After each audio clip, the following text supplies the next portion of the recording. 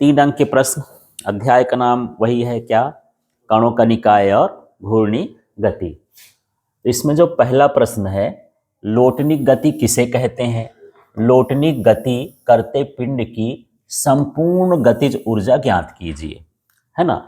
तो पहले भी देख चुके हैं, जिसमें घूर्णन गति भी होती हो और स्थानांतरण गति भी होती हो, इनको मिला के जो गति होती है उसे हम क्या कहते हैं? लोटनिक गति। जैसे साइकिल का पहिया होता है तो घूमता भी है, आगे भी बढ़ता है, तो आगे बढ़ना स्थानांतरण गति कहलाया, स्थान बदलता है, और घूम रहा है इसलिए वो कैसे कहलाया? घूर्णी गति। और दोनों को हम इकट्ठा कर दिए तो क्या कहला गई? लोटनिक गति कहला गई। इस तरह से लोटनिक गति की परिभाषा हो गई। अब यहाँ पर लोटनिक गति के गतिज ऊर्जा का हमको व्यंजक निकालना है, तो यहाँ पर हमको 2 ऊर्जा निकालना पड़ेगा, एक बार स्थानांतरण गतिज ऊर्जा और एक बार घूर्णी गतिज ऊर्जा। 2 तरह की गतिज ऊर्जा होती, दोनों को जोड़ देंगे तो लोटनिक गतिज ऊर्जा आ जाएगी। तो जैसे मान के चलते हैं ये पहिया है, ठीक है ना। तो पहिया जिस वेग से घूमता है उसको हम क्या बोलेंगे? इसका ये कौन सा वेग हो गया? कोणीय वेग, है ना, ये ओमेगा हो गया। और जिस वेग से आगे बढ़ता है उसको हम क्या बोलेंगे? रेखीय वेग। तो यहाँ पर ये VCM का मतलब है ये द्रव्यमान केंद्र का वेग। यहाँ पर एक इसका केंद्र होगा ना, यदि आगे चल रहा है तो इसका वेग ही क्या कहलाएगा?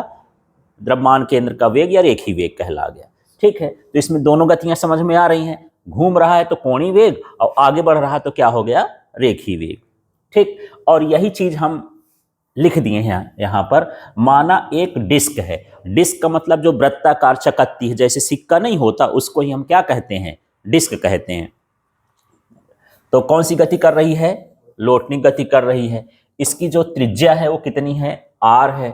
और द्रव्यमान केंद्र का जो वेग है वो कैसा है? VCM। CM का मतलब द्रव्यमान केंद्र, सेंटर ऑफ मास है। और जो कोणीय वेग है वो क्या है? ओमेगा है। तो जो इस चित्र में दिख रहा है उसी चित्र को हमको शब्दों में लिख देना है। ये क्या हो गई? एक डिस्क। डिस्क की त्रिज्या क्या हो गई? R। इसका जो द्रव्यमान केंद्र का वेग है वो क्या हो गया? VCM। और कोणीय वेग क्या है? ओमेगा है। अब स्थानांतरीय गति में स्थितिज गतिज ऊर्जा, हमको गतिज ऊर्जा निकालना है। तो हम तो ये पढ़े हैं ना, K बराबर क्या होता है? 1/2 mv², और ये CM हो जाएगा, सेंटर ऑफ मास की बात करता है तो, ठीक है। अब K1 इसलिए लिख दिए हैं कि 2 बार गतिज ऊर्जा निकालना है, तो एक बार K1 लिख देंगे, एक बार क्या लिख देंगे? K2 लिख देंगे। तो यहां पर देखिए ये किसका हो गया? स्थानांतरित गति का। ये सूत्र तो पहले से जानते हैं। अब ये किसका हो जाएगा? लोटनिक गति में गतिज ऊर्जा। तो लोटनिक गति में गतिज ऊर्जा क्या होती है? K2 बराबर 1/2 I ओमेगा²। तो फिर से देख लेते हैं, सीधा सीधा हमारे पास K1 बराबर क्या हो गया? 1/2 mv², पहले से ही जानते हो। तो ये जो है इसको हम क्या मान लेंगे? सेंटर ऑफ मास का। अब यहाँ पर हम K2 बराबर निकालेंगे तो 1/2, घूर्णी गति में m का रोल कौन करता है? I। v का रोल कौन करता? ओमेगा। तो I ओमेगा² हो गया, बस इतना है। तो ये हो गई स्थानांतरण गतिज ऊर्जा, ये हो गई लोटनिक गतिज ऊर्जा। अब हम कुल गतिज ऊर्जा निकालेंगे, है ना। ये घूर्णी वाली हो गई और ये वाली हो गई स्थानांतरित, दोनों को मिलाएंगे तो किसका निकलेगा? लोटनिक का। तो यहाँ पर K बराबर को हो जाएगा K1 प्लस क्या हो गया? K2। अब K1 का मान कितना था? ये K1 का मान है ये वाला, तो हम इसको ये लिख दिए, प्लस लगा के ये K2 का मान है तो ये K2 का मान रख दिए, दोनों मान रख दिए। अब मान रखने के बाद देखना है आगे के हिस्से में, यहाँ पर समझना है। इसको तो मैं पूरा ऐसे ही कॉपी कर दिया, इसमें कोई दिक्कत नहीं है। ये प्लस भी उतार दिए, इसमें भी कोई दिक्कत नहीं है। I की जगह I ही उतार दिए। अब यहाँ पर आपको समझना है, जो I होता है वो होता है mr²। क्या होता है? mr²। तो यहाँ पर आप चाहो तो ये K भी लिख सकते हो और R भी लिख सकते हो। K भी एक तरह की विघूर्णन त्रिज्या होती है, उस त्रिज्या को हम क्या मान लिए हैं? R मान लिए। ये क्लियर हो गया। तो यहाँ पर ये जो I का मान है वो क्या होगा? mk², ठीक है। और जो ओमेगा का मान है ये ओमेगा C/R। ये ओमेगा का सूत्र ही होता है।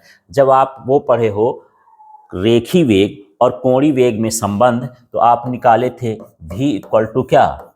ओमेगा/R। तो ओमेगा = क्या बनेगा? ओमेगा = क्या बनेगा? V/R। तो वही तो लिखा VCM/R। अब ये मान को हम बदल दिए हैं। तो देखो हमारे पास ये I था, I का मान ये हो गया, इस मान को I की जगह पर रख दिए, यही है ना। इसके बाद देखो ये है ओमेगा, ओमेगा का मान यहाँ देखो VCM अपॉन क्या है R, और इसकी जगह पर ये रख दिए, ये ओमेगा की जगह पर ये इसका स्क्वायर है तो ये कर दिए। ठीक है, आगे के स्टेप में आपको गणित यहाँ पर लगाना है, गणित देखना है कि क्या चीज कॉमन ले सकते हैं। तो देख लो दोनों में क्या क्या है, m है दोनों में, m निकाल सकते हैं, v स्क्वायर यहाँ भी क्या आ जाएगा v स्क्वायर, ये कॉमन निकाल लेंगे तो बचेगा क्या। अब देखना हमारे पास इतना निकल गया, ये इतना निकल गया ये, तो इसकी जगह पर क्या बचेगा 1। अब यहां देखना m भी निकल गया, VC स्क्वायर भी निकल गया, 1/2 भी निकल गया, तो क्या बच रहा है यहाँ पर k का स्क्वायर, और ये भी बटे में क्या बचेगा r का स्क्वायर। तो ये जो है लोटनिक गतिज ऊर्जा का सूत्र हो गया। तो सीधे सीधे आपको ये ध्यान रखना, ज्यादा कठिन नहीं है। एक बार स्थानांतरण गति की ऊर्जा निकालना है गतिज ऊर्जा, एक बार किसकी निकालना है घूर्णी गतिज ऊर्जा, और उसको जोड़ देना है। फिर I का मान आपको रखना है, ओमेगा का मान रखना है, कॉमन निकाल देना है ऐसे। ठीक है, चलो अब आगे वाला देखते हैं। ये इंपॉर्टेंट है, दूसरा वाला अक्सर आता है। तो यहाँ पर देखते हैं दूसरा क्या है, ये कोणीय संवेग एवं बल आघूर्ण में संबंध स्थापित करना है, या फिर ऐसे दे देता है T बराबर dL/dt को स्थापित करिए। ठीक है, टाउ का मतलब क्या है बल आघूर्ण, और यल का मतलब क्या है कोणीय संवेग। ठीक है, और इनमें हमको क्या निकालना है संबंध। ठीक, और कभी कभी कंफ्यूजन होता है, क्योंकि जो कोणीय संवेग का संबंध है वो कभी पूछता है कि कोणीय संवेग और जड़त्व आघूर्ण का निकालिए, और कभी बोलता है कोणीय संवेग और बल आघूर्ण का निकालिए। तो देखो L जो होता है I ओमेगा भी होता है, तो कंफ्यूजन मत में रहना। ये है कोणीय संवेग और ये क्या है जड़त्व आघूर्ण, तब हमको ये सूत्र निकालना है। फिर बोल दे कोणीय संवेग और बल आघूर्ण, तब ये वाला निकालना है। दोनों में आघूर्ण है, आघूर्ण जुड़ा है, तो कंफ्यूजन हो जाता है। और वो ऐसे लिख दिया सूत्र दे दिया, तब तो वाह वाह है कि भाई हाँ यही निकालना है, कंफ्यूजन खत्म हो जाएगा। सूत्र नहीं देगा शब्द देगा, ऐसे तो कोणीय संवेग एक शब्द तो बोलना है, यहाँ जड़त्व तो लिख देगा तो ये वाला करना है, बल लिख देगा तो ये वाला करना है ना। और ये दोनों अक्सर आते रहते हैं, इसको अच्छे से तैयार कर लेना है। तो यहाँ पर देखिए कोणीय संवेग और बल आघूर्ण में क्या है संबंध। तो हम जानते हैं जो कोणीय संवेग का सूत्र होता है ये होता है L वेक्टर बराबर R vector into P vector, R into P होता है, कुल मिला के वेक्टर लगा दिए हैं। अब समय के सापेक्ष हम इसका क्या कर रहे हैं अवकलन। तो अवकलन करने का मतलब ये है कि d/dt हम रख देंगे, तो d/dt यहाँ भी लगा दिए। L मेरे पास पहले से है, सिर्फ हम यहाँ पर क्या जोड़ रहा हूँ अलग से d/dt। यहाँ पर R इंटू P मेरे पहले से है, इसी को उतार दिए, सिर्फ क्या जोड़ रहे हैं d/dt। अब यहाँ पर समझना है, क्योंकि आप लोग अवकलन पढ़े नहीं हैं तो थोड़ा सा यहाँ पर दिक्कत हो सकती है, पर यहाँ पर देखते हैं आसान है। अब ये जब अवकलन होगा तो अवकलन के गुणे का एक सूत्र होता है कि जैसे जब हम दो चीज़ों का गुणे का अवकलन करते हैं तो पहले एक बाहर रहेगा और एक कहाँ रहेगा अवकलन में रहेगा, फिर प्लस करेंगे, फिर एक बार रहेगा दूसरा अवकलन में रहेगा। तो यहाँ समझो जैसे मैं R को क्या कर दिया बाहर, तो क्या हो जाएगा, अब अंदर क्या बच रहा है P, तो ये हुआ dP/dt। फिर बीच में प्लस लगाना है, अब किसको बाहर कर देना है P को, तो P को बाहर कर देंगे तो अंदर क्या बचा R, तो ये हो गया dR/dt। ठीक, आगे पीछे कुछ भी लिख सकते हो। यदि आप इसमें P बाहर कर देते हो तो यहाँ R हो जाएगा, यदि यहाँ पर जो है R बाहर करोगे तो यहाँ P हो जाएगा। यदि इसको इधर लिख दियो इसको इधर लिख दियो तो कोई फर्क नहीं पड़ेगा।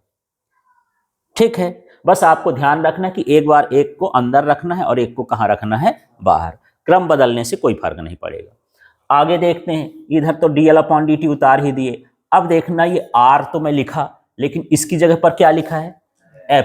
ये कैसे हो गया F, तो ये सूत्र होता है ना संवेग में परिवर्तन की दर बल के बराबर होती है, तो dP/dt माने संवेग में परिवर्तन की दर, और इसको हम क्या लिख देंगे F। ठीक, इसको हम ऐसे उठा लिए।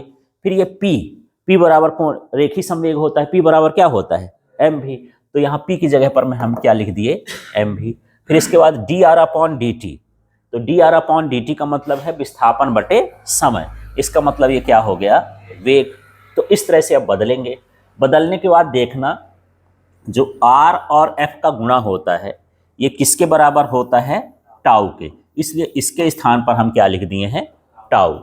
ठीक है, अब यहाँ पर मैं आगे नहीं लगाया, प्लस लगा के कुछ नहीं लिखा, कहाँ गया, तो देखो वी वेक्टर का क्रॉस क्या होता है, वी वेक्टर माने यदि उसी में उसी का गुणा कर दिया क्रॉस प्रोडक्ट तो उसका मान क्या होता है, 0। यदि आपके पास ए वेक्टर है और ए वेक्टर में ही गुणा कर देते तो उसका मान क्या होता है, 0 होता है, चाहे ए हो, बी हो, सी हो। इसी तरह से हमारे पास ये देख लो वी वेक्टर क्रॉस क्या है, वी वेक्टर। तो जब उसी में उसी का गुणा करेंगे 0 हो गए, एम का मान भी 0 हो गया, माने उधर का पूरा पद क्या हो गया, 0।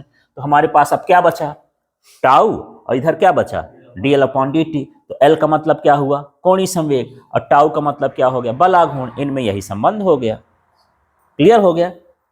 तो यहां पर हम कह सकते हैं कि कोणीय संवेग में परिवर्तन की दर बल आघूर्ण के क्या होती है, बराबर। देखो कोणीय संवेग में परिवर्तन की दर, ये कोणीय संवेग है, dt माने परिवर्तन की दर किसके बराबर होता है, बल आघूर्ण के बराबर होता है। और ये ऑप्शन में पूछ देता है, ऑब्जेक्टिव में जैसे बोल देते हो कि सर हमसे ऑब्जेक्टिव नहीं आता, भूल जाता है, तो यही है थ्योरी, पढ़ते जाओ तो ऑब्जेक्टिव भी बनता जाएगा, है ना। तो वहां पूछेगा कि यार कोणीय संवेग में परिवर्तन की दर बराबर होती है, ऑप्शन में दे दिया कोणीय संवेग, बल आघूर्ण, जड़त्व आघूर्ण और दुनिया भर का और दे देगा ऐसे, ठीक। चलिए अब अगले हिस्से में यहां पर पहुंचते हैं। अगला क्वेश्चन हमारा है,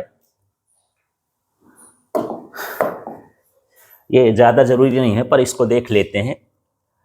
कोई बच्चा किसी घूर्णी मंच पर अपनी दोनों भुजाएं फैलाकर खड़ा है। घूर्णी मंच का मतलब है कि एक ऐसा टेबल है जो घूम रही है, उस पर ऐसे करके बाहें फैला के क्या करा हुआ है, खड़ा हुआ है, ठीक है। तो घूर्णी मंच की जो घूर्णन गति है वो 40 आरपीएम है, माने 40 आरपीएम राउंड पर मिनट, 1 मिनट में 40 चक्कर लगाती है, ठीक है। अब यदि बच्चा अपने हाथों को सिकोड़कर जड़त्व आघूर्ण 2/5 कर लेता है, मतलब यहाँ पर ऐसे हाथ था, अब उसको अपने हाथ को क्या कर लेता है, सिकोड़ता है। तो जब हाथ सिकोड़ता है जड़त्व आघूर्ण क्या होता है, घट जाता है। तो घट के उसका जड़त्व आघूर्ण कितना हो गया, 2/5 हो गया। तो इस स्थिति में उसकी कोणीय चाल कितनी होगी, ये जो दिया है ये भी एक तरह की कोणीय चाल ही है। तो जब हम सिकोड़ लेंगे तो कितना होगा, बढ़ेगा घटेगा वो हमको पता करना है। वैसे जब सिकोड़ता है तो कोणीय चाल क्या हो जाती है, बढ़ जाती है। तो कभी कभी यही इसी से क्वेश्चन बन जाता है कि एक बच्चा बाहें फैला करके खड़ा है घूर्णी मंच पर, अपने हाथ को सिकोड़ लेता है तो उसकी कोणीय चाल होगी। अब आपसे देगी घटेगी, बढ़ेगी या परिवर्तित रहेगा, इनमें से कोई नहीं, तो क्या हो जाएगा, बढ़ेगी, ठीक है। तो देखते हैं कैसे बढ़ती है। तो देखो सबसे पहले जब हम प्रश्न करते हैं तो इसमें देख लेते हैं कि हमको क्या ज्ञात है। तो ये कोणीय चाल ज्ञात है, ओमेगा 1। ओमेगा 1 का मान कितना है, 40 आरपीएम, ठीक है। और ये हमको ज्ञात है I2। I2 का मतलब यहाँ पर उसका जड़त्व आघूर्ण है। तो पहले जड़त्व आघूर्ण कितना था, I1। तो जो दूसरा जड़त्व आघूर्ण है पहले वाले का कितना होता है, 2/5। ये ना कहता है कि जड़त्व आघूर्ण 2/5 रह जाता है। तो मान लेते हैं शुरू का जड़त्व आघूर्ण कितना है, I, तो दूसरा बाद का जड़त्व आघूर्ण कितना हो जाएगा, जितना I1 है उसका कितना हो जाएगा, गुणे 2/5, इसलिए यहां पर लिखा है 2/5 I1, ठीक है। इस तरह से यहां पर हम निकाल लिए हैं। आगे अब हम देखते हैं यहां पर, ठीक। अब कोणीय संवेग संरक्षण के नियम से ये कहता है कि जितना कोणीय संवेग पहले रहा होगा उतना कोणीय संवेग कहाँ का होगा, बाद का भी होगा, ठीक है। तो कोणीय संवेग का सूत्र क्या होता है यार, ये L बराबर क्या होता है, I ओमेगा। तो 2 बार हमको लिखना है, इधर भी I ओमेगा लिख देना है, इधर भी I ओमेगा लिख देना है। ये पहले वाले का तो 1 1 लगा दिए, उधर क्या लगा दिए, 2 2 लगा दिए। अब मान रख देते हैं I1, ये पहले का जड़त्व आघूर्ण कितना है हमको पता नहीं, तो I1 ही छाप दिए। यहाँ ओमेगा 1 का मान कितना दिया है, 40।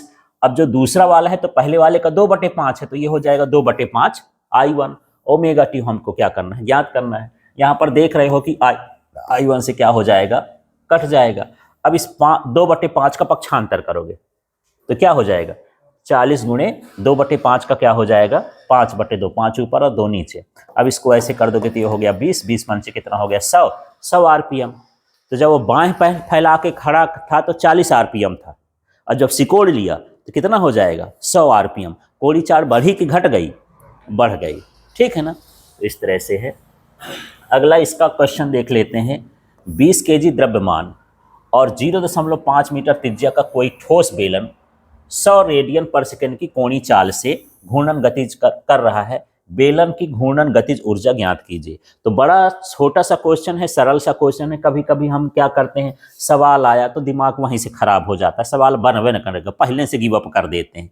तो सोचना चाहिए कि भैया इसमें पूछा क्या है, घूर्णन गतिज ऊर्जा, तो पहले सूत्र लगाओ कि हाँ यार के बराबर क्या होता है, 1/2 आई ओमेगा स्क्वायर। अब इसमें देख लो कि क्या आई दिया है, ओमेगा दिया है, मान रख करके हल कर दो, इतना सरल सा सूत्र है। तो यहाँ देख लो, यहाँ पर आई का मतलब तो द्रव्यमान है, और ये दिया है, ये एम दे दिया, ये क्या दे दिया है आर, और क्या दे दिया है ये ओमेगा।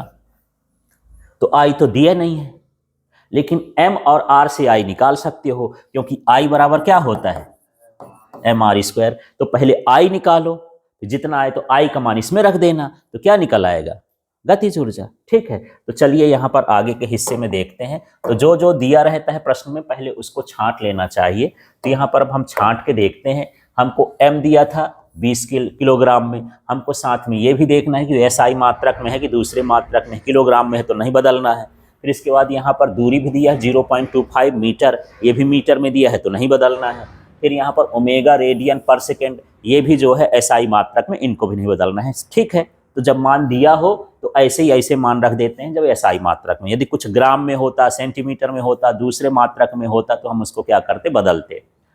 अब हमको ठोस बेलन का क्या निकालना है, जड़त्व आघूर्ण।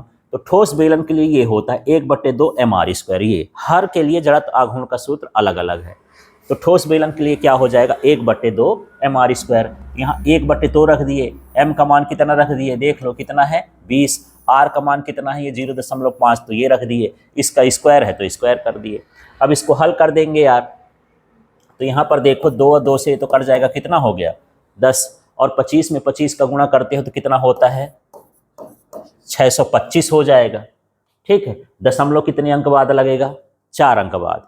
यदि हम इसमें 10 भी आया है ना, ये 10 का गुणा कर देंगे तो ये 6250 हो जाएगा। और एक वाले में दशमलव कितना है 2 अंक, स्क्वायर करेंगे तो कितने अंक हो गए 4 अंक। 4 अंक बाद दशमलव लगाओगे तो ये हो जाएगा 6.25। शून्य को लिखने की जरूरत नहीं है।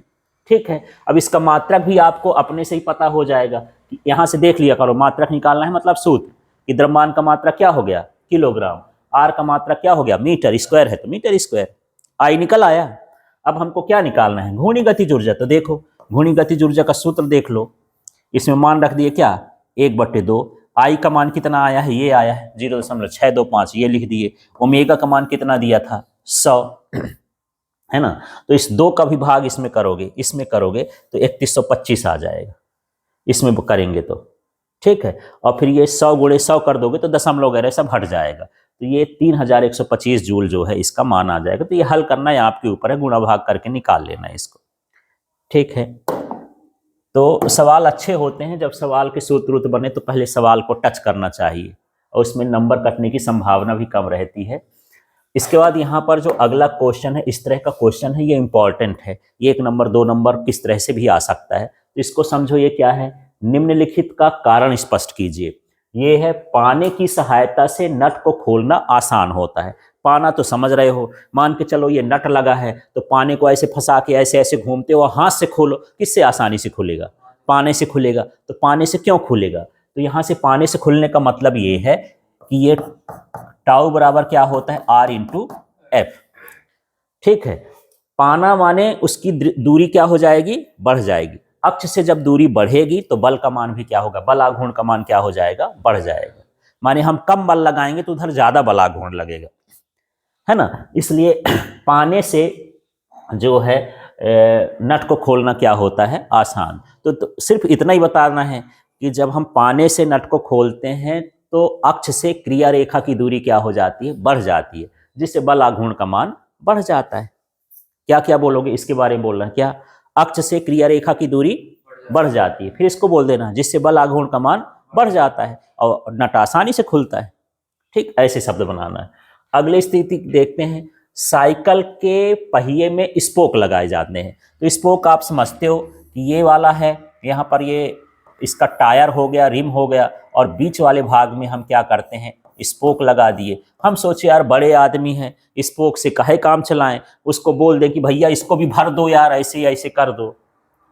साइकिल ज़्यादा चलेगी क्या, नहीं चलेगी। क्योंकि जड़त्व आघूर्ण जो होता है ये किनारे पर क्या हो जाता है, ज्यादा। अभी हम जड़त्व आघूर्ण का सूत्र पढ़ें, I इक्वल टू क्या होता है, mr²। यदि द्रव्यमान ज्यादा दूरी पर होगा तो जड़त्व आघूर्ण का मान भी क्या हो जाएगा, आधा ज्यादा हो जाएगा। जब ज्यादा हो जाएगा तो पहिए को चलाना क्या होता है, आसान हो जाता है। इसलिए कोई भी पहिया हो, साइकिल भर का नहीं, साइकिल का हो, ट्रक का हो, बीच में क्या होता है, चपटा होता है, खोखला होता है। किनारे पर कैसा बनाया जाता है, मोटा बनाया जाता है ना। तो यहां पर यही है, इसको देख लेते हैं।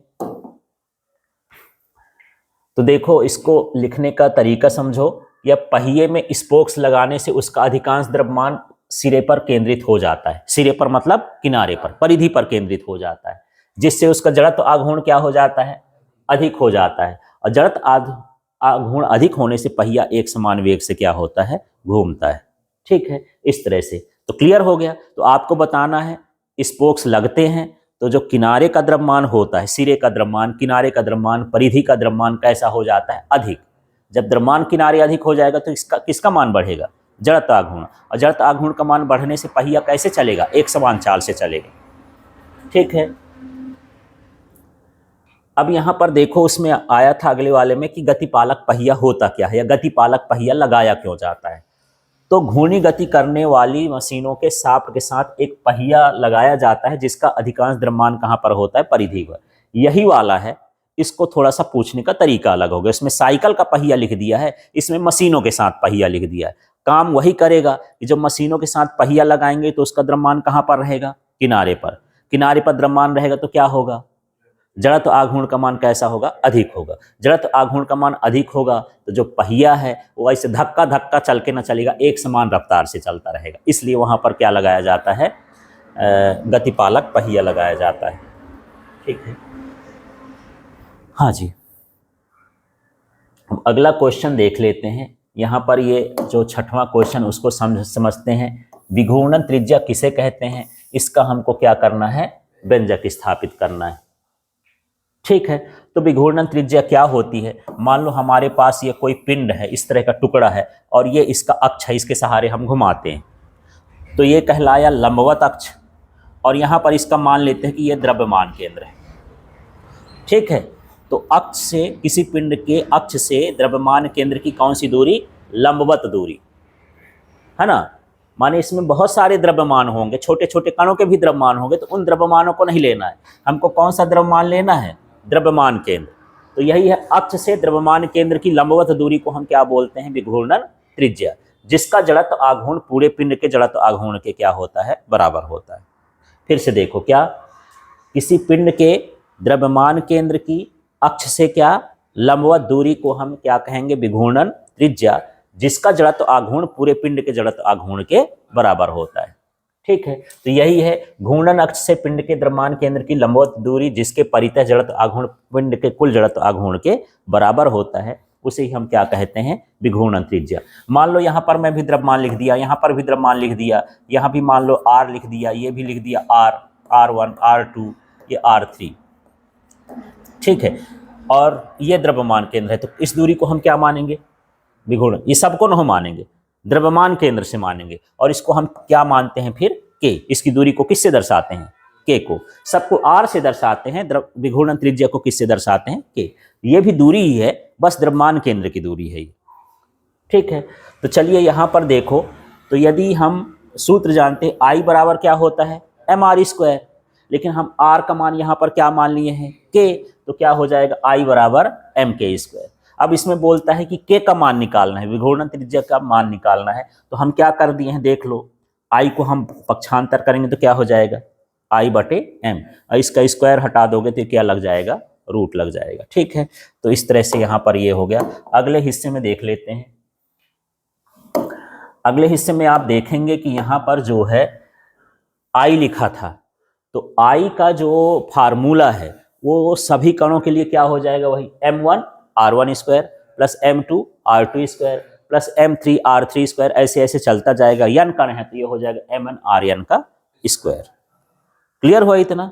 तो जो I है ये I का विस्तार कर दिए। ठीक है, यदि मैं लिख दूं I बराबर क्या, mr² ना, तो ये किसी एक कण का है। यदि बहुत सारे कण हो तो फिर सबको जोड़ देना पड़ेगा, तो टोटल आ जाएगा। तो इस आई को हम इसी तरह से लिख देंगे, यहाँ m1r1² प्लस m2r2², ऐसे ऐसे लिखते जाएंगे। आई का मान हो गया। अब ये बड़ा यम है, तो बड़े यम की जगह वही लिख देंगे जो पीछे ऊपर लिखा था ना, कोई दिक्कत नहीं है। अब सभी कणों का द्रव्यमान समान हो, माने यहाँ पर हम मान लेते हैं कि m1 है, m2 है, mn है, इन सभी कणों का द्रव्यमान क्या हो, समान। जब समान होगा तो इसको भी m मान लेंगे, इसको भी m मान लेंगे, इसको भी m मान लेंगे। m को मैंने क्या कर दिया, कॉमन कर दिया। ठीक है, तो ये हो गया r², ये r1², r2 जो कोष्टक के अंदर बचेगा m को निकालने के बाद वो लिख लेंगे, और जो बड़ा m है वो mn के बराबर हो जाएगा। कुल द्रव्यमान सभी कणों के द्रव्यमान के योग के क्या होगा, बराबर हो जाएगा। ठीक है, उतने का हम क्या कर दिए, गुणा कर दिए। जैसे मैं बोल दिया कि यार 50 है, m का मान कितना है, 50 ग्राम है। ठीक है, अब इसमें 10 कण हैं, n के कितने कण हैं, 10 कण है, और हर कण का जो द्रव्यमान है वो कितना है, 5 ग्राम है। तो बोले पूरे कणों का द्रव्यमान निकालो, तो ये 5 में 10 का गुणा करोगे तब ना 50 आया। माने क्या हो गया, कैपिटल M का मान क्या हो जाएगा, m, स्मॉल m और स्मॉल n। तो स्मॉल m का मतलब छोटे कणों का द्रव्यमान, और n का मतलब कितने छोटे कण है। ठीक, यहां से देखो ये m कैंसिल हो जाएगा तो ये बच जाएगा। ठीक है, बस इसी को अब शब्द बना देना है। तो ये क्या है यार, घूर्णन अक्ष से दूरी के माध्य वर्ग, ये वर्ग का माध्य कहलाया। ठीक है, इसको क्या बोलेंगे, घूर्णन अक्ष के दूरी के वर्ग के माध्य के वर्गमूल के बराबर होता है।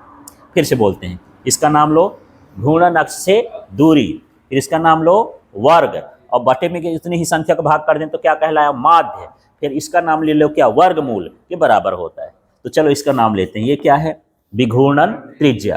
फिर इसको बोलो अक्ष से लंबवत दूरी, फिर इसका नाम लो के वर्ग, फिर बटे को क्या बोल देंगे, माध्य, फिर इसका नाम लो वर्गमूल के बराबर होता है। इस तरह से इसका शब्द बन जाएगा, है ना। ठीक है, छोटा सा क्वेश्चन है, 1-2 नंबर में आ जाता है, तो इसको समझ लेते हैं। बल आघूर्ण किसे कहते हैं, इसका मान कब अधिकतम और कब क्या होता है, न्यूनतम। तो छोटा सा समझते हैं।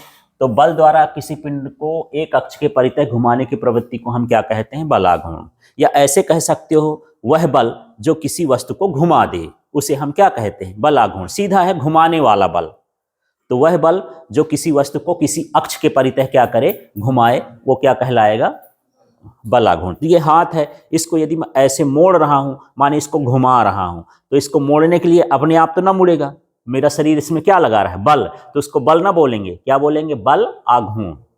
ठीक है, तो वह बल जो किसी वस्तु को किसी अक्ष के परितः घुमा दे उसे हम क्या कहते हैं, बल आघूर्ण कहते हैं। तो ये घुमाने वाला बल कहला गया।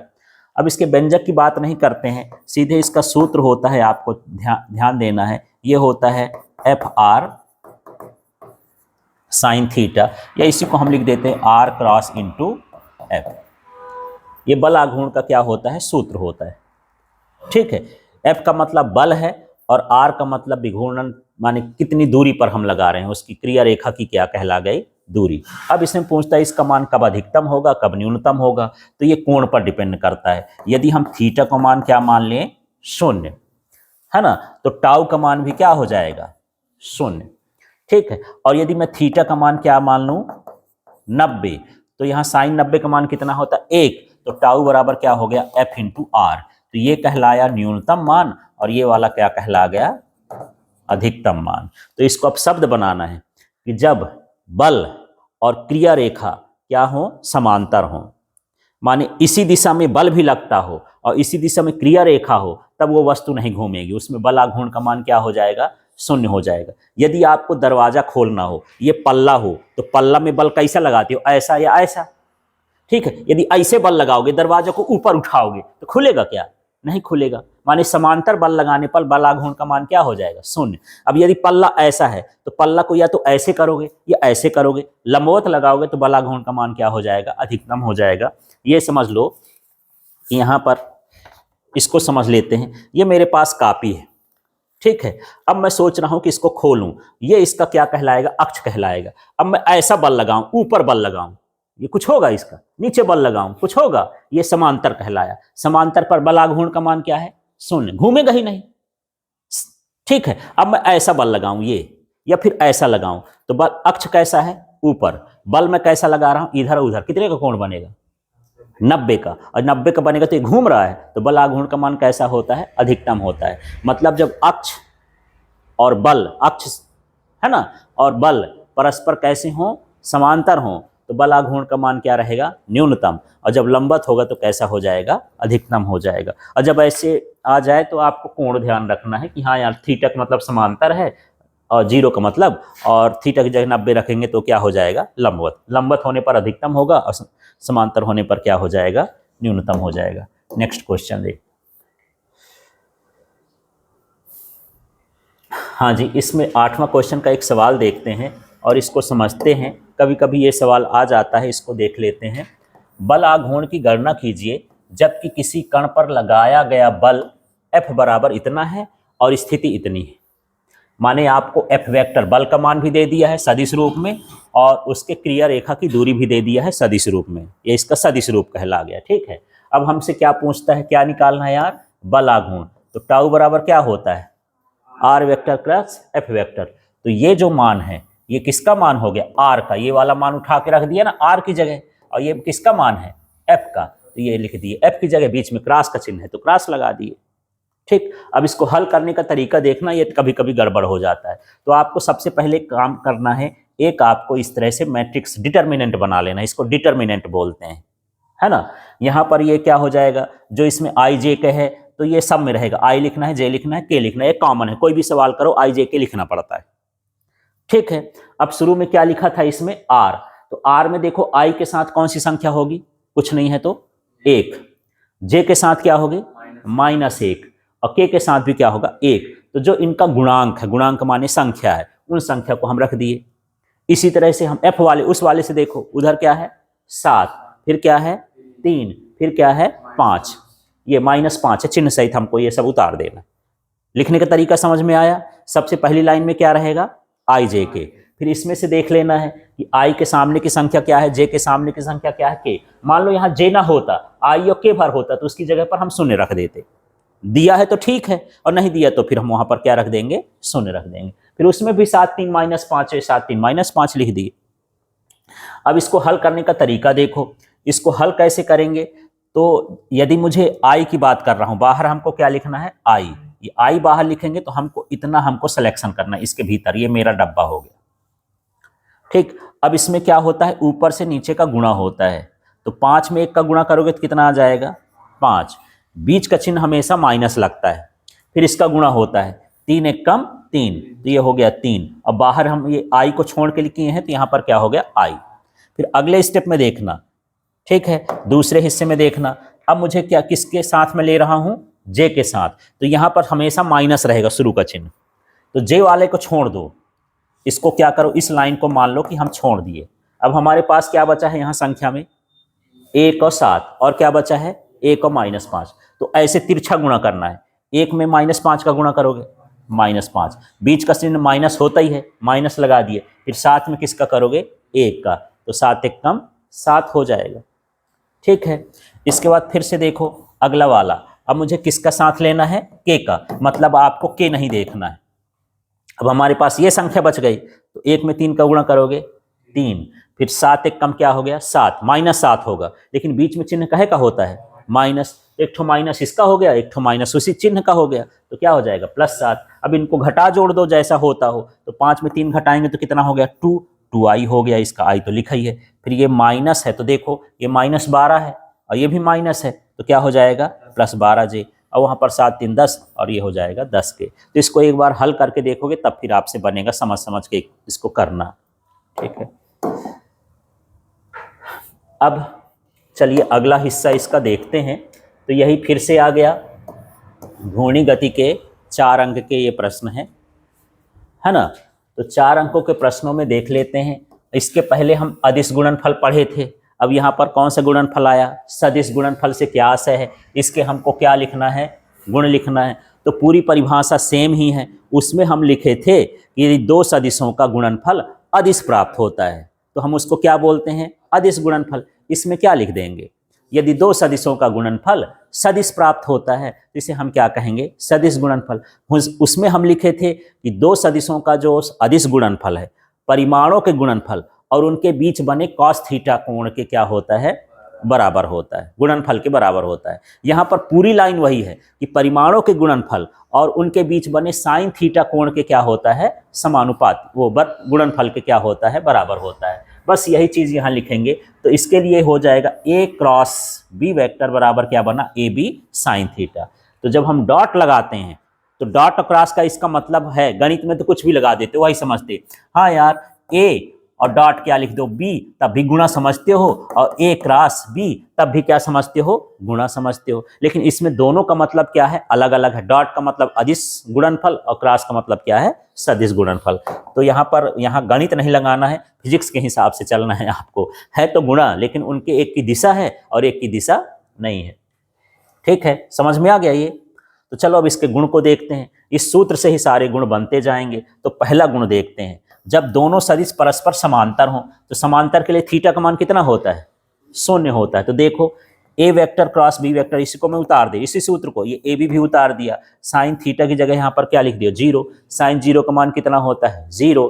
तो ये गुणा करेंगे तो सब कुछ क्या हो जाएगा, 0। तो क्वेश्चन आ जाता है इसमें, दो समांतर सदिशों का सदिश गुणनफल होगा। ऑप्शन में दे दिया, 0 दे दिया, 1 दिया, ए भी दिया, कुछ भी दिया, ऐसे करके दे देता है। तो इन्हीं से ऑब्जेक्टिव बनते हैं, ऐसे करके, जो छोटी छोटी चीजें हैं। तो जब ऐसे आए तो सब कुछ भूल करके सूत्र में चले जाओ कि हाँ समांतर बोल रहा है, कोण हम रखेंगे, जो आएगा वो देखा जाएगा। ठीक है, फिर यहाँ पर हम देख लेते हैं अगला हिस्सा है, जब दोनों सदिश कैसे हों, लंबवत हों। तो लंबवत होगा तो सूत्र में जो भी सूत्र है ए बी साइन थीटा, उसमें क्या लिख दोगे, 90 डिग्री। साइन 90 का मान कितना होता है, 1। तो यहाँ पर साइन 90 का मान 1 हो गया, ये ए बी। और यहाँ पर एन का मतलब ये है कि ये सदिश गुणनफल है तो इसकी दिशा भी होगी, इसलिए दिशा के लिए एन लिखा जाता है ना। तो यहाँ पर ये हो गया ए बी साइन 90, साइन 90 का मान 1, ये हो गया ए बी। तो जब लंबवत होगा तो उसका मान क्या हो जाएगा, ए बी। परिमाणों के गुणनफल के क्या कहलाएगा, बराबर। अगला हो जाएगा, जब ये कैसे हों, विपरीत। विपरीत होंगे तो कोण कितना बनेगा, 180। पूरी कंडीशन उसी की जैसे है जो हम निकाले थे अदिश गुणनफल का, वही कोण रखना है, वही सब कुछ करना है, बस मान अलग अलग आ रहा है। उसमें जहां 0 आता था वहां ए बी आता है, जहां इसमें ए बी आता है वहां क्या आता है, 0 आता है। ठीक है, तो यहाँ पर साइन 180 का मान 0 होता है, इसलिए इस पूरे का मान भी क्या हो जाएगा, 0। तो जब विपरीत सदिश होंगे तो उनका गुणनफल कैसा हो जाएगा, सदिश गुणनफल क्या हो जाएगा, 0। अब देखो, यह क्रम विनिमय नियम का पालन नहीं करता है, वो क्रम विनिमय नियम का पालन करता था, ये नहीं करता है। यदि मैं a क्रॉस b को रखूं तो ये माइनस b क्रॉस a हो जाएगा, माने चिन्ह बदल जाता है। एक का चिन्ह यदि ये 4 आ रहा है तो उसका मान कितना आएगा, -4 आएगा। तो 4 और -4 बराबर होंगे क्या, एक है कर्जे में, एक है धनी, तो धनी और कर्जे वाला आदमी बराबर है, नहीं है, इसलिए ये भी क्रम विनिमय नियम का पालन नहीं करता है। ठीक है, फिर ये वितरण नियम का पालन करता है। यदि हम दोनों को जोड़ के इससे गुणा कर दें या गुणा करके जोड़ दें तब भी मान क्या हो जाते हैं, बराबर। तो इसको हम क्या बोलते हैं, वितरण नियम। तो वितरण नियम ये भी पालन करता था, वितरण नियम वो भी पालन करता है। ठीक है, आगे के हिस्से में देखते हैं। यहां पर देखते हैं किसी सदिश का उसी सदिश में गुणा कितना होता है। तो यहां पर जो ए वेक्टर है और क्रॉस क्या है, ए वेक्टर है, तो उसी में उसी का गुणा करेंगे तो उसी के साथ उसी का जो कोण बनेगा वो कितना बनेगा, 0। तो साइन 0 का मान क्या होता है, 0। तो ये भी 0। अभी हम ऊपर निकाल रहे थे तो मैं वहां पर बताया था एक आया v क्रॉस v, तो उसका मान हम क्या लिख दिए थे, 0। यही ये अप्लाई हुआ है कि जब हम उसी सदिश का उसी सदिश में गुणा कर देते तो उसका मान कितना होता है, 0 होता है, क्रॉस वाले में, है ना। अब यहाँ पर देखो, यदि हम एकक सदिश का गुणा करें, यदि आई का गुणा करेंगे, जे का गुणा करेंगे, के का गुणा करेंगे तो क्या हो जाएगा, 0। ये नियम लागू हो गया, उसी में उसी का गुणा क्या होता है, 0। तो आई में आई का गुणा 0, जे में जे का गुणा 0, के में के का गुणा क्या हो गया, 0। और यदि हम ऐसा करते हैं, आई का जे के साथ करते हैं तो क्या मिलेगा, के। जे के साथ के का आई, के साथ आई का करेंगे तो जे। यदि उल्टा करोगे तो -j आ गया। यही खाली स्थान में भरने के लिए आ जाता है, लिख दिया आई क्रॉस जे बराबर खाली स्थान। आपको क्या भरना है, के कैप भर के आना है, ऐसे। ठीक है, समझ में आ गया। तो इस तरह से इसके क्या हैं, ये गुण है। अगला क्वेश्चन देखते हैं, ये भी ज्यादा इंपॉर्टेंट क्वेश्चन है, इसको अच्छे से समझना है। और ये सब एक जैसे हैं, अभी आगे के जो क्वेश्चन पढ़ेंगे वो सब एक जैसे हैं। ये है कोणीय संवेग और जड़त्व आघूर्ण में संबंध L = I ओमेगा स्थापित करिए। अभी हम निकाले थे कोणीय संवेग और बल आघूर्ण में संबंध, तो मैं बोला कि दोनों क्वेश्चन हैं और दोनों क्वेश्चन इंपॉर्टेंट हैं। यहाँ पर ये जो है आई बराबर ये जो है टाउ बराबर क्या होता है D L upon D T. ये है बल आघूर्ण और कोणीय संवेग, और ये है कोणीय संवेग और जड़त्व आघूर्ण। ठीक है, तो ध्यान रखना है, सूत्र देगा तो कोई झंझट नहीं है। अब यहाँ पर जड़त्व आघूर्ण और कोणीय संवेग में हमको क्या निकालना है, संबंध। तो सबसे पहले जब इसकी बात होगी तो सारा कुछ लिख दो, कण का द्रव्यमान लिख दो, कण का वेग लिख दो, है ना, उसका त्रिज्या लिख दो, जो भी सारी चीजें हैं वो सारा कुछ लिख दो। बस जहां पर कोणीय शब्द जुड़ेगा वो बदलेगा नहीं, उसका एक बार लिखना है। कोणीय वेग हो, कोणीय त्वरण हो, कोणीय विस्थापन हो, वो सभी कणों के लिए कैसा होता है, एक जैसे। और रेखी वाला होगा, सब कणों के लिए क्या होगा, अलग अलग। माने द्रव्यमान अलग होगा, कणों का द्रव्यमान, अक्ष से दूरी भी अलग हो जाएगी, रेखी वेग भी हो जाएगा, रेखी त्वरण भी हो जाएगा, सबका क्या होगा, अलग अलग। तो बस यहाँ पर देखते हैं, माना घूर्णी गति करते हुए निकाय का कणों का द्रव्यमान क्या हो गया, m2 m3 dash dash dash कहाँ तक, mn। अक्ष से दूरी r1 r2 r3 dash dash dash कहाँ तक, rn। रेखी वेग v1 v2 v3 vn, है ना, और उनका संवेग p1 p2 p3। कोणीय संवेग होगा तो सब एक जैसे होगा, लेकिन रेखी संवेग जो भी होगा सब कैसा होगा, अलग अलग। और इसके सभी कणों का कोणीय वेग कितना हो गया, ओमेगा। ओमेगा एक ही रहेगा, ठीक है, अलग अलग नहीं होता है। अब हम मान के चलते हैं कि यहाँ पर हम पहले कण के लिए निकालेंगे। शब्द समझ में आ गया। एक बार आपको रेखी उसका सबका द्रव्यमान लिखना है, अक्ष से दूरी लिख देना है, रेखी वेग लिख देना, रेखी त्वरण भी लिख सकते हो, भले जरूरत नहीं है ना, और रेखी संवेग भी लिख सकते हो। ठीक, तो यहाँ पर हम जानते हैं, हम पहले कण के लिए कोणीय संवेग निकाल रहे हैं। किसके लिए, पहले कण के लिए। तो जो पहले कण का जो है, तो सूत्र हम जानते हैं, L बराबर क्या होता है, RP। L बराबर क्या होता है, RP। बस पहले कण का है तो 1 1 लगा दिए हैं। आगे देखते हैं, ये R1 की जगह R1 लिखा, ये सूत्र L का लिख दिए, फिर ये क्या हो गया R1। यहां से क्या गायब हो रहा है, हाँ, तो P का मान क्या होता है, MV, तो M1 भी 1 हो गया। फिर यहाँ पर R1 M1 बाहर कर लिए, अब यहाँ पे से क्या गायब हो रहा है, V का मान क्या होता है, ओमेगा आर होता है। ओमेगा सबके लिए तो एक है, इसलिए उसमें 1 2 नहीं लिखना है, आर में लिख दिए 1। अब इसको जमा के लिख दो, ओमेगा है बेचारा नहीं बदलता है तो इसको सामने लिख दिए हैं।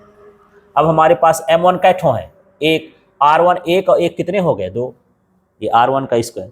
सूत्र इसका काम खत्म हो गया। यहाँ सूत्र लिख दो कि भैया P बराबर MV होता है, V बराबर ओमेगा आर होता है, A बराबर अल्फा आर। एक की तो अभी जरूरत ही नहीं है पर लिख सकते हो, ये सूत्र ही होते हैं, इनमें संबंध है ना सबका।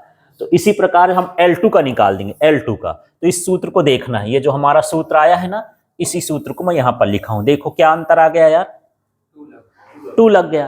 फिर इसी तरह तीसरे वाले के नहीं निकालेंगे तो यही सूत्र लगा है, क्या लग गया, 3। इसी तरह चौथे का, पश्चिम का, ऐसे निकालते जाएंगे तो हम डैश डैश कर दिए कि भैया निकालते रहो, तुम्हारा काम है, हमारा काम इतना ही था। ठीक है, अब यहाँ पर देखते हैं, ln तक हम निकाल लिए, लास्ट का ln लिख दिए, तो जहां 1 1 आया था वहां क्या हो जाएगा, nn।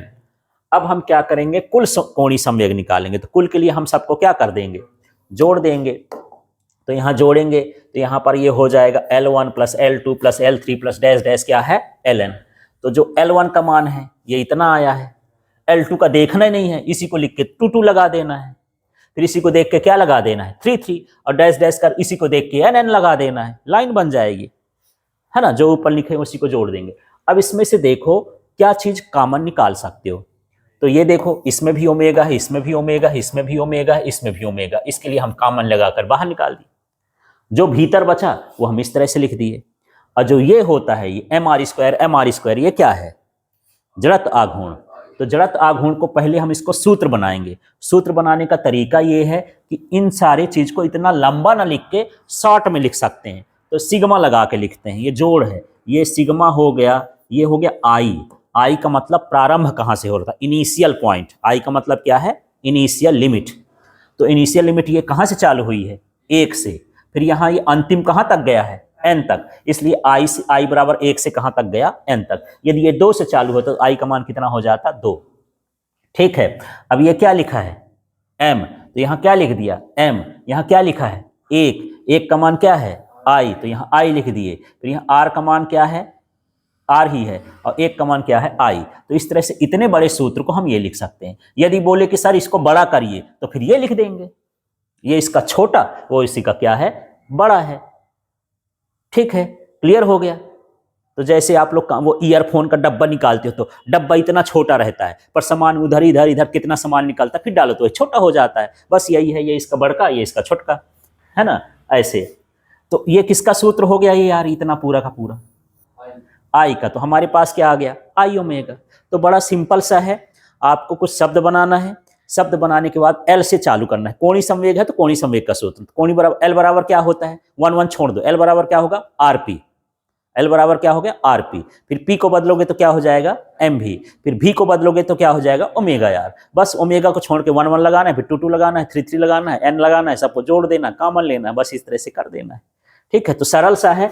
हाँ, पेज जरूर बढ़ रहा है कि ये 2 पन्ने का 1.5 पन्ने का सवाल बन जाएगा, पर दिमाग थोड़ा से लगाना है, उसमें ज्यादा नहीं लगाना है। ठीक है, अब हमारा ये जो तीसरा प्रश्न है इसको देख लेते हैं यार। बल आघूर्ण और जड़त्व आघूर्ण बड़ा कंफ्यूजन वाला है।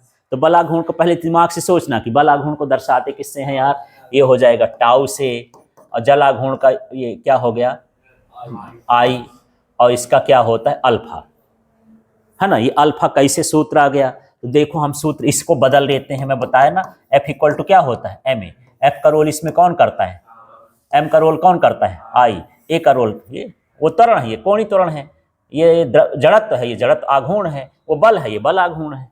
ऐसा तो होता है। ठीक है, उसी सूत्र को इसमें भी कहानी वही है ना। घूर्णी गति कणों का द्रव्यमान आपको लिखना है m1 m2 m ऐसे डैश डैश करके, सभी द्रव्यमानों की अक्ष से दूरियां लिख देना है, r1 r2 r3 dash dash rn। सभी का हमको क्या लिख देना है, रेखी त्वरण लिख देना है, a1 a2 a3 dash dash. सबका हमको रेखी वेग भी चाहो तो रेखी वेग भी लिख सकते हो, v1 v2 v3 ऐसे कट के डैश डैश, है ना। तो ऐसे जो सूत्र में जरूरत होता है, तो पहले सोच लिया करो कि टाउ इक्वल टू क्या होता है। देखो टाउ इक्वल टू क्या होता है F into R, F equal to क्या होता है एम ए आर, फिर ए इक्वल टू क्या होगा अल्फा आर, तो ये हो जाएगा अल्फा आर और फिर क्या हो गया आर। माने आपको द्रव्यमान लिखना है, अल्फा लिखना है, आर लिखना है, जो इसमें ए आया है वो सूत्र इस्तेमाल करना है। ठीक, तो जब ऐसे आए तो सीधे उनका सूत्र समझ लो। फिर आपको समझना ही, जैसे मैं पहले कण का निकालना चाहता हूं तो क्या करना चाहे मुझे, यहां पर क्या लगा दूं 1 1 1 1 1 1। ठीक है, इसमें ये क्या हो जाएगा m1 r1 r1, यहां क्या बचेगा m r1 का स्क्वायर क्या हो गया अल्फा। तो बस फिर ये दूसरे कण का निकालोगे, तीसरे कण का निकालोगे, चौथे कण का निकालो, डैश डैश n कण का निकालो, सभी को जोड़ दो, जो कॉमन निकलता है कॉमन निकाल दो। सेम प्रोसेस है, प्रश्न को समझना जरूरी है कि किसमें क्या है। ठीक है, अब मान लो शब्द बनाना हो गया तो लिख सकते हो कि ये इनका बल लिख सकते हो, क्रिया रेखा से दूरी लिख सकते हो, द्रव्यमान लिख सकते हो, त्वरण लिख सकते हो।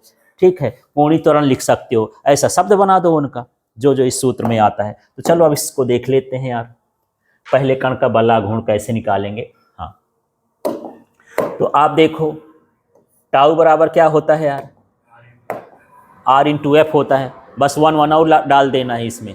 फिर एफ इक्वल टू क्या होता है एम ए लिख के रखो, इसमें 1 1 डाल दिए हैं। फिर ए इक्वल टू क्या होता है अल्फा आर, तो अल्फा छोड़ करके 1, क्योंकि जो भी कोणीय होगा सबके लिए एक जैसे होगा, उसमें 1 2 नहीं लगाते हैं। फिर ये r1 का गुणा कर दोगे, ये हो गया। अब किसका निकालोगे दूसरे का, कुछ नहीं, उसी को छापना है, 2 2 लगा देना। फिर तीसरे का लिखोगे तो उसी को छापना है, 3 3 लगा देना। फिर n का निकालना है तो n का लिखना और उसको 3 3 लिख देना। ठीक है, ये अब हमको कुल निकाल देना है, ये n का आ गया, कुल बल आघूर्ण निकालना। तो इसको अब हम क्या करेंगे, सबको जोड़ देंगे। तो ये टाउ 1 हुआ, टाउ 2 होगा, टाउ 3 टाउ n हो गया। टाउ 1 का मान इतना था ना, इसी को प्लस करके दोबारा लिखना है, 2 2 लगा देना, फिर दोबारा लिखना 2 2 लगा देना, फिर डैश डैश कर देना, फिर n n लगा देना। सब में देख रहे होगे, इसमें भी अल्फा है, इसमें भी अल्फा है, इसमें भी अल्फा है, इसमें भी अल्फा, अल्फा कॉमन कर लिए हो, है ना। ये बचा, इसको पिछली जैसे ही लिख रहे हो कि यहाँ आई का मान कहाँ से चालू है, 1 से कहाँ तक n तक। तो इतने बड़े सूत्र को इतना छोटा कर दिए हो, शॉर्ट फॉर्म में लिख देते हैं इसके जोड़ को। और यहाँ पर बगल में अल्फा तो कॉमन था, इसका मान क्या होता है आई, तो टाउ बराबर क्या आ गया आई अल्फा। ये परीक्षा में कैसे आएगा, सीधे लिख देता है टाउ बराबर आई अल्फा सिद्ध करी। और इस तरह नहीं लिखा तो लिख देता बल आघूर्ण और जल आघूर्ण में संबंध लिखिए, स्थापित करिए। ठीक है, शब्दों में देगा तो ऐसे हो जाएगा। अब ये घूर्णी गतिज ऊर्जा, ये इसका कर्म धर्म भी वैसे ही है ना। तो वही है, पहले पूछ दे कि घूर्णी गतिज ऊर्जा क्या है। घूमते हुए वस्तु की जो ऊर्जा होती है उसको हम क्या बोलेंगे, घूर्णी गतिज ऊर्जा। ठीक है। तो घूमते हुए या घूर्णन करते हुए वस्तु की जो ऊर्जा होती है उसे हम क्या कहते हैं, घूर्णन ऊर्जा। इसमें भी हमको क्या निकालना है, इसका व्यंजक। तो हमको क्या निकालना है, द्रव्यमान, फिर उसका रेखी वेग, फिर कोणीय वेग, फिर इसका ऊर्जा। जो इसमें जरूरत नहीं है उसको भी लिख सकते हो, उससे कोई प्रॉब्लम नहीं है, पर उसमें जो आएगा तो ऐसे सोच सकते हैं यार घूर्णी गतिज ऊर्जा पूछा है, आई बराबर ये के बराबर क्या होता है 1/2 mv²। तो जान लो कि एम के बारे में, भी के बारे में तो लिखना है। फिर भी इक्वल टू क्या होता है, ओमेगा यार। तो यहाँ पर देखो 1/2 m, और यहाँ पर भी की जगह क्या हो जाएगा, ओमेगा यार का स्क्वायर। माने ओमेगा के बारे में भी लिख देना है कि इसका कोणीय वेग क्या है, ओमेगा है। फिर एक बार 1 के लिए, 2 के लिए, 3 के लिए निकालना है, सबको जोड़ देना है, सबका मान आ जाएगा। सेम प्रोसेस है। तो चलो अब इसमें देखते हैं। जैसे हम द्रव्यमान लिख देना, कणों का द्रव्यमान 1 से कहाँ तक, n तक। अक्ष से दूरी लिख दिए ये, फिर इसमें रेखी वेग भी लिख दिए। फिर जब जहां कोणीय वेग आए तो भैया वो एक ठोन रहता है सबके लिए, ये क्या हो गया, ओमेगा। अब देखो यही सूत्र का इस्तेमाल किए हैं, तो आगे इसमें देख लेते हैं घूर्णन गतिज ऊर्जा। हाँ, तो यहां पर समझते हैं ये पहले कण के लिए। तो जो सूत्र होता है आपका रेखी वाला, के बराबर क्या होता है 1/2 mv²। बस इसमें 1, इसमें 1, इसमें 1। आगे स्टेप में देखो भी का मान कितना होता है, ओमेगा यार। ओमेगा यार लिख दो, यहाँ r1 ओमेगा लिख दिया, कोई फर्क नहीं पड़ेगा, ठीक है, जैसे लिखना। इसमें स्क्वायर लगाते स्क्वायर लगा दिए, फिर क्या कर दिए 1/2 m1 r1² ओमेगा², क्योंकि इसमें स्क्वायर लगा तो दोनों का स्क्वायर हटा देंगे। फिर से देख लो, ये स्क्वायर हटाओगे तो इसमें स्क्वायर आ गया ना, यही चीज़ तो यहाँ लिख दिया, बाकी वैसे लिखा है, ठीक है। अब इसी प्रकार हम किसका निकालें, K2 का। बस ये जो सूत्र आया है 2 लगा देना। फिर किसका निकाले, K3 का 3 लगा देना। फिर किसका निकाले हो, Kn का nn लगा देना, ठीक है। तो लोग इस चैप्टर को ज़्यादा कठिन मानते हैं, बस एक जैसे है, सब सरल सा है, एक जैसे सूत्र हैं। अब ये निकाय की कुल गतिज ऊर्जा निकालना है, तो यहाँ पर हम क्या कर दिए हैं, K1 + K2 + K3। तो K1 का मान इतना आया था ना, ये इसी को प्लस करके 2 लगा के लिख देंगे, फिर 3 लगा के लिख देंगे, और फिर किसको लगा के लिख देंगे, nn लगा के। इसमें सब में देखोगे ओमेगा², ओमेगा², ओमेगा², ओमेगा², इसको बाहर लिख दिए कॉमन करके। जो भीतर बचेगा ये बचेगा, है ना। इसको शॉर्ट फॉर्म में कैसे लिख देंगे, सिग्मा i से कहाँ लेकर n तक, 1 से लेकर n तक MIRI का स्क्वायर, और ये ओमेगा²। इतना सारा ने लिख के आई लगा के लिख देते हैं। इसका मान ये पूरा क्या हो जाता है, i 1/2 i ओमेगा² हो गया। ये घूर्णन गतिज ऊर्जा का सूत्र हो गया, है ना। तो सब तो तीनों एक जैसे हैं, है ना, ऐसे करके निकलेंगे। अब ये 5वां नंबर का सवाल देख लेते हैं। इसमें क्या है, दो सदिशों ए वेक्टर बराबर इतना दिया है, बी वेक्टर बराबर इतना दिया है, तो हमको अदिश गुणनफल भी ज्ञात करना है और सदिश गुणनफल भी ज्ञात करना है, माने डॉट प्रोडक्ट और क्रॉस प्रोडक्ट, है ना। तो देखो पहले जो दिया है कि ए का मान इतना दिया है, बी का मान ये दिया, अदिश गुणनफल ए वेक्टर डॉट बी वेक्टर निकालना है। तो ए का मान ये हम लिख दिए, डॉट लगा के किसका मान रख दिए, बी का। और मैं बताया था कि इसमें जो है आई वाले के आई के साथ, जे वाले के जे के साथ, के वाले का के संख्या, उनकी संख्या का गुणा होता है। और आई में आई का गुणा 1, जे में जे का गुणा 1, के में के का गुणा क्या होता है 1। लेकिन आई में बाकी का हम गुणा क्यों नहीं कर रहे हैं, आई का गुणा जे के साथ क्यों नहीं करते, जे का गुणा के साथ क्यों नहीं करते, क्योंकि लंबवत हो जाएंगे। आई जे के परस्पर लंबवत होते हैं ना, और लंबवत का मान कितना होता है, 0 होता है, इसलिए उनको करने की जरूरत नहीं है। तो देखो 3 का गुणा किससे होगा, 3 2 से होगा, हाँ 3 का गुणा इस वाले 2 से होगा, आई वाले का आई से, तो ये हो जाएगा -6। फिर 4 का गुणा किससे हो जाएगा, 1 से, तो ये -4 वहाँ 1, तो -4। फिर 5 का गुणा किससे होगा, 3, तो प्लस माइनस -15 हो गया, तो ये -10 और 15 -25 हो गया, इसका 25 मान आ गया। तो ये वाला गुणा तो ज़्यादा सोचना समझना नहीं है, सीधे संख्या का जैसे हम सामान्य गुणा करते हैं वैसा गुणा हो जाएगा। और यहाँ पर हम देख लेते हैं, ये इसका हमको निकालना है सदिश गुणनफल। तो सदिश गुणनफल में हम क्या लगाएंगे, क्रॉस।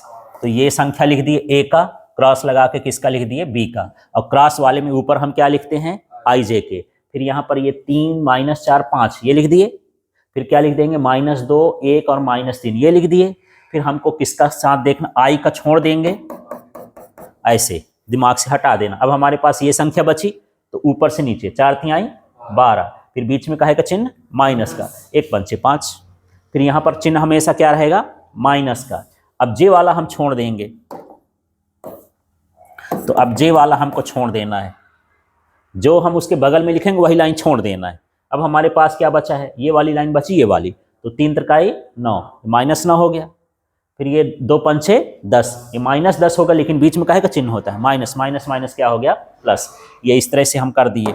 अब अगले वाले स्टेप में हम क्या करेंगे, के लिख रहे हैं तो माने के वाली लाइन छोड़ दोगे, तो ये बचा, तो क्या हो गया संख्या 3 एक कम 3, और माइनस और माइनस से 2 चौको 8 प्लस हो जाएगा, बीच का चिन्ह माइनस होता ही है।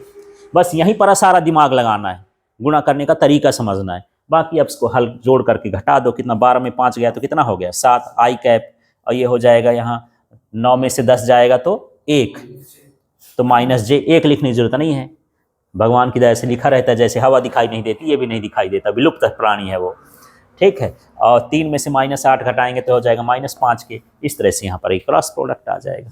क्लियर हो गया। तो इस तरह से इसको क्वेश्चन देखना है। अब इसमें जो आपको पढ़ने वाली चीज़ें हैं इंपॉर्टेंट, जैसे हम घूर्णी गतिज ऊर्जा निकालते हैं तो के बराबर हमको क्या निकालना है, 1/2 आई ओमेगा स्क्वायर, ये अक्सर आते रहते हैं। फिर ये L इक्वल टू क्या है, आई ओमेगा, ठीक है। टाउ इक्वल टू होता है dl/dt, और ये टाउ इक्वल टू क्या होता है, आई अल्फा। इन सूत्रों में से कोई ना कोई एक सूत्र आता ही आता है, तो इसको देख लेना है अच्छे से, सब एक है जैसे